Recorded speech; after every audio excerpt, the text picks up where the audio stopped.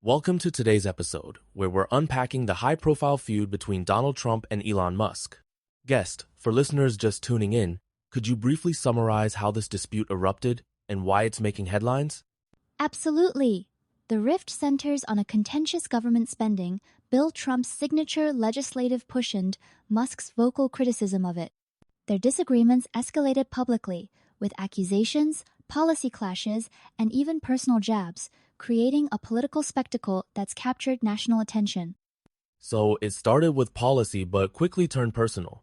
Let's transition into what each side actually wants, since that's been lost in the noise.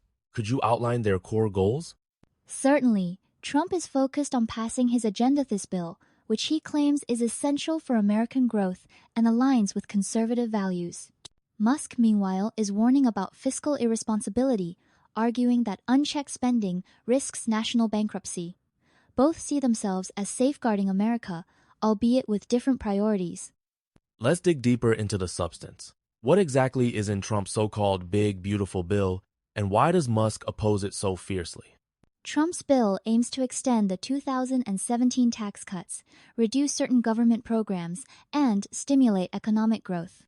Musk argues that, despite some spending cuts, the bill doesn't go far enough to curb the deficit.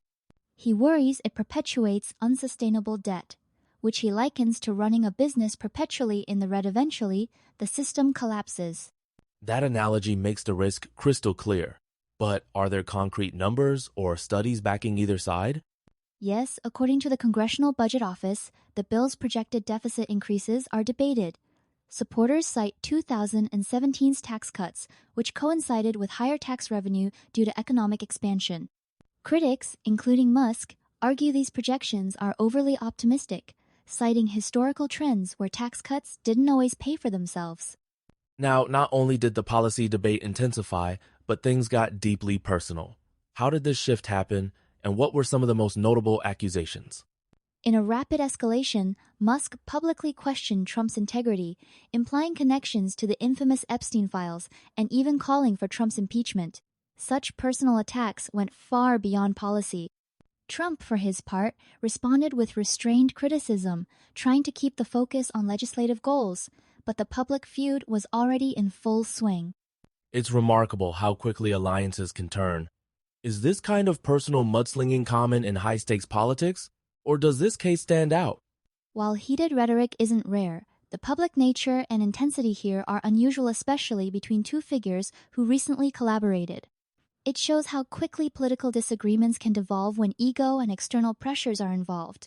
Let's talk consequences. How has this feud affected the Republican Party's image and political strategy, especially with Democrats reportedly laughing and advancing, as you put it?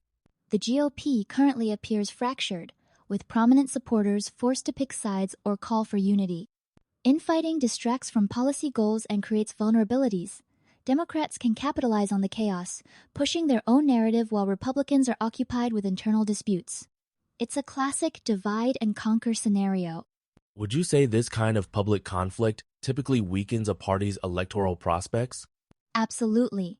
Historically, parties mired in public disputes struggle to present a unified front, making it harder to rally voters or pass legislation. The longer this feud drags out, the more it risks alienating the GOP base and swing voters alike. Social media played a pivotal role in amplifying this drama. How did platforms like X, formerly Twitter, shape public perception and the trajectory of the feud? Social media accelerated every twist, from Musk's inflammatory posts to Trump's responses. Hashtags, memes, and viral commentary turned policy disputes into digital spectacles. Interestingly, Musk shifted from harsh tweets to more conciliatory tones within hours, highlighting how social media enables both impulsive escalation and rapid de-escalation. Do you think this constant online scrutiny changes how leaders behave compared to pre-social media eras? Absolutely. Instant feedback loops and public pressure can push leaders toward extreme or erratic behavior, but also create opportunities for quick course correction sometimes in response to public backlash or even just a well-crafted meme. Let's tackle the heart of the fiscal debate. Are Trump's tax cuts truly beneficial, or do Musk's deficit warnings hold more weight? Can you walk us through the competing economic theories? Certainly. Trump's camp relies on supply-side economics, arguing that lower taxes stimulate growth and, paradoxically, can increase government revenue, a view supported by some post-2017 data. Musk and deficit hawks counter with the traditional view: tax cuts reduce revenue, worsening deficits unless offset by significant spending cuts. Real-world results have been mixed, fueling ongoing debate. Are there international examples that clarify which approach tends to work? Yes, countries like Ireland saw growth after tax cuts, but others, like Kansas, faced budget crises. Context matters. Economic conditions, government spending discipline, and the initial tax burden all influence outcomes. America's vast, complex economy makes one-size-fits-all answers elusive. Let's imagine the feud doesn't resolve. What are the likely scenarios for both the GOP and national policy if Trump and Musk keep clashing? If the feud persists, Republicans risk splintering their coalition. Some tech-aligned voters could drift away, and legislative gridlock may worsen as party leaders struggle to broker consensus. Policy-wise, vital bills could stall or be watered down, while Democrats might advance their own priorities with less resistance. Could there be longer-term consequences for America's tech sector or global competitiveness? Potentially, yes. A prolonged rift between political and tech leadership could slow critical innovation partnerships, especially in areas like space exploration or AI. International rivals might exploit this disunity, eroding America's technological edge. Recently, influential voices like Bill Lamon urged both sides to reconcile, arguing we're stronger together. How significant are these calls for peace, and do they typically work? Public unity appeals can be powerful, especially when echoed by grassroots supporters and party insiders. In polarized times, pressure to set aside differences often stems from pragmatic concerns: winning elections, passing legislation, or averting economic fallout. While reconciliation isn't guaranteed, these movements can set the tone for compromise. Is there historical precedent for such high-profile reconciliations? Definitely. Ronald Reagan and George H.W. Bush, who feuded during primaries, later formed a highly effective partnership. Success usually requires mutual recognition of shared goals and willingness to prioritize the bigger picture over personal grievances. Media coverage has been intense, sometimes blurring facts and opinions. How do media narratives influence public understanding of disputes like this? Media outlets often frame conflicts to maximize engagement, sometimes exaggerating divisions or oversimplifying complex issues. This can fuel polarization and shape public perceptions, making reconciliation harder. Responsible journalism and critical consumption are essential to separating facts from sensationalism.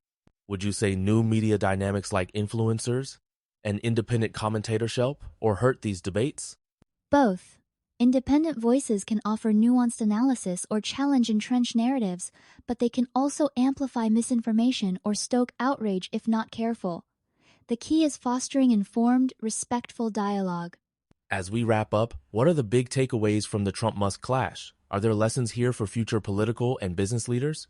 The main lesson is that personal disputes can obscure shared objectives, undermining broader goals like economic stability or technological leadership. Leaders should emphasize policy substance over personality and leverage disagreements as opportunities for constructive debate, not division. So, despite today's drama, unity remains possible if cooler heads prevail. Any final thoughts on fostering healthier public discourse amid such high stakes? Absolutely.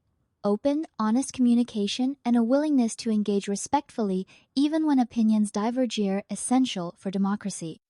Ultimately, long-term progress depends on focusing on common ground and resisting the temptation to let personal feuds define public policy.